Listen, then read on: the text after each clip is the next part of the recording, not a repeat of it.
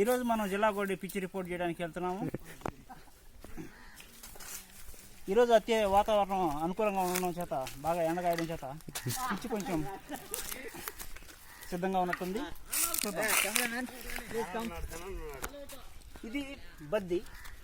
ఇక్కడ నుంచి జిమ్ముతాము, అక్కడ అందరూ పట్టుకుంటారు.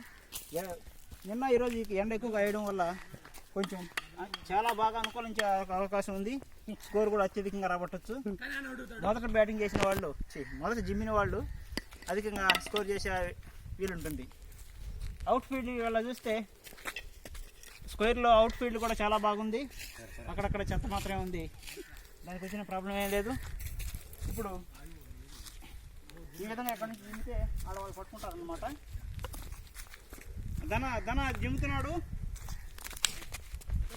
లాంగ్ చాలా దూరం జిమ్మాడు, కానీ జీవన్ పట్టలేకపోయాడు. Very good.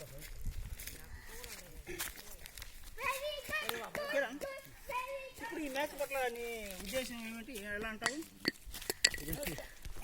ఇప్పుడు అవుట్ కాలేదు ధన, ఇప్పుడు మళ్ళీ ధన కొట్టడానికి రెడీగా ఉన్నాడు. ఇప్పుడు ఈ మ్యాచ్ పట్ల నీ ఒపీనియన్ ఏమంటావు? ఈ సమయంలో ఆడడం ఎలాగుందంటావు?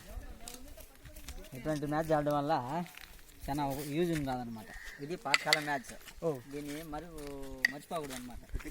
అప్పుడప్పుడు నేను నేర్చుకుంటాను ఇటువంటి మ్యాచ్ని. కరోనా సందర్భంలో కూడా మనిషికి డిస్టెన్స్ మాత్రం చాలా ఉంటుంది, ఎవరు దగ్గరగా ఉండే అవకాశం కూడా లేదు. కాబట్టి ఈ ఆట చాలా అనువైన ఆట అని భావిస్తున్నారా? అవును, ఈ ఆట చాలా అనువైనది. ఫీల్డింగ్ కూడా మీటర్ కాదు 2 మీటర్ల డిస్టెన్స్లో ఉంటారు. పుట్టి అతను కూడా 2 మీటర్ల డిస్టెన్స్లోనే ఉంటాడు. కాబట్టి ఎటువంటి ప్రాబ్లం లేదు. Thank you. కరోనాకి ఎటువంటి ప్రాబ్లం కూడా లేకుండా ఆడుకోగలిగిన సులువైన ఆట అది. తెలుగువారి సాంప్రదాయంగా వస్తున్న ఆట. ఈ ఆటను వీక్షించడానికి, ఆడడానికి చాలా మంది ఉత్సాహం చూపిస్తున్నారు. Over to studio.